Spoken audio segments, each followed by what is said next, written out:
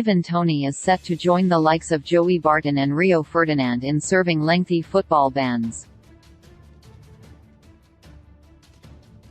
The Brentford striker has pleaded guilty to many of his 262 alleged breaches of the FA's betting rules while denying others.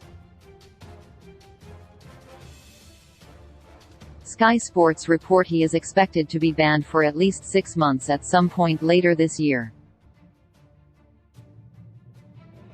While such a suspension is rare, many players have spent similar spells on the sidelines, and some even longer than that.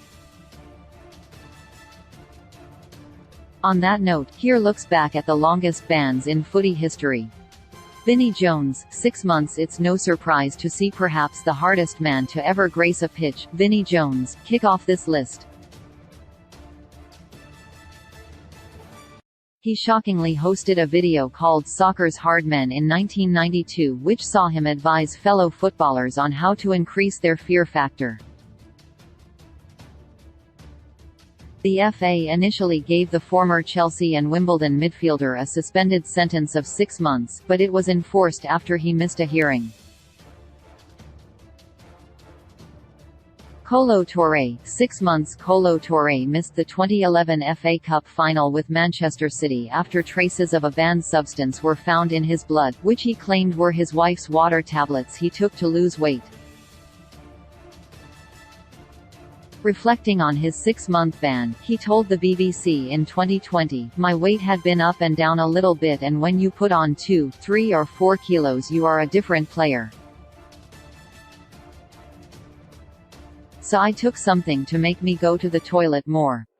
I didn't know I had done anything wrong. When I found out, I was shocked." Patrice Evra, 7 months. Former Manchester United defender Patrice Evra has never been fully with it, you just have to watch his social media videos to see that. But trying to kick one of your own fans in the head is very different to his usual harmless fun. He did just that in November 2017 when a Marseille supporter had allegedly verbally abused him before a Europa League game. The League One club terminated his contract after he was banned from European club football for 7 months by UEFA. Adrian Mutu, 6 and 7 months. Retired Romanian forward Adrian Mutu was banned not once, but twice for drug use.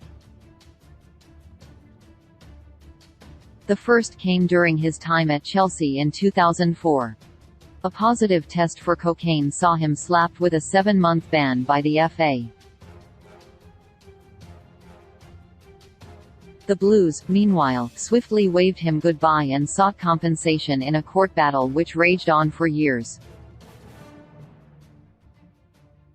That didn't stop Mutu repeating his crime as a Fiorentina player in 2010. Serie A chiefs threatened him with a year out of the game, but it was ultimately reduced to half that.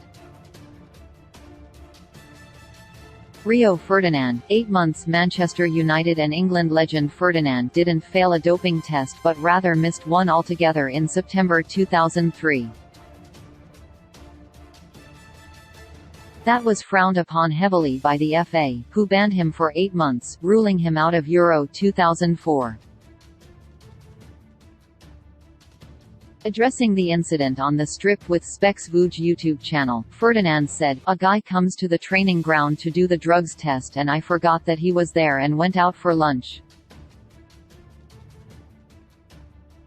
I looked at my messages and realized I'd missed it. I said I was coming back but they'd already left and it all kicked off from there really." Mark Bosnich, 9 months. Mutu wasn't the first Chelsea player to be banned for testing positive for cocaine use. Goalkeeper Mark Bosnich already had in September 2002. The Stamford Bridge hierarchy released him too after he was given a ban 2 months longer than Mutu's. After overcoming his addiction, the former Red Devils shot stopper finished his career back in his native Australia several years later. Eric Cantona, 9 months. Who could forget the kung fu kick Eric Cantona delivered on a Crystal Palace supporter in January 1995? After all, it's one of the most shocking moments in English football history. It earned him a 9-month ban from football and initially a 2-week stint behind bars for common assault. That was later converted into 120 hours of community service, but Cantona, who showed little remorse for his actions, still had to serve his ban. Joey Barton, 13 months. It doesn't look good for Toney, given that Barton was initially given an 18-month ban by the FA for his betting breaches. The bad boy midfielder's decade-long offences saw him place 1,260 bets on matches between the 26th of March 2006 and the 13th of May 2016. After appealing, his suspension was reduced by 5 months, but it still spelled the end of the Bristol Rovers manager's playing career. Diego Maradona, 15 months, twice. For all his genius, the late great Diego Maradona was equally controversial, and his cocaine addiction cost him on the pitch on a couple of occasions. In 1991, the then Napoli captain tested positive after a match and was barred from playing by the disciplinary commission of the Italian league for 15 months. He was handed the same length ban 3 years later when he tested positive for the stimulant ephedrine at the 1994 World Cup, what turned out to be his final tournament for Argentina. Juanito, 2 years and 5 years. We could have been speaking about supreme Spanish dribbler Juanito as one of the game's best ever players, but his temper unfortunately got in the way of his destiny. The former Real Madrid midfielder earned himself a 2-year suspension from European competitions in 1978 after assaulting referee Adolf Prokop. And then 9 years later he brutally stamped on the back and face of Bayern Munich legend Lothar Matthäus, with UEFA upping their ban to 5 years that time. Peter Swan, Tony Kaye, David Lane, lifetime bans, reduced to 7 years. Toney will hope very much to avoid the fate of Sheffield Wednesday trio Peter Swan, Tony Kaye and David Lane. They were each given lifetime bans from football for betting on their own team to lose against Ipswich Town in December 1962, which they did 2-0.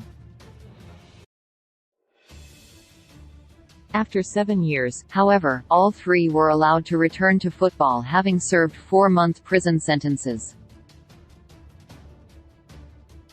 Roberto Rojas, lifetime ban. Chile needed to beat Brazil in a World Cup qualifier in 1989 in order to reach Italia 90, and their goalkeeper Roberto Rojas went to extreme measures to try and help them do so. He pretended to have been hit by a flare that was thrown from the stands of the Maracana Stadium, cutting himself with a razor blade head hid in his gloves in an attempt to get the match abandoned, with his side losing 2-0 at the time. The scheme was exposed by a photographer who had captured the moment. Rojas was banned for life by FIFA, and although that was lifted in 2001, he never played again.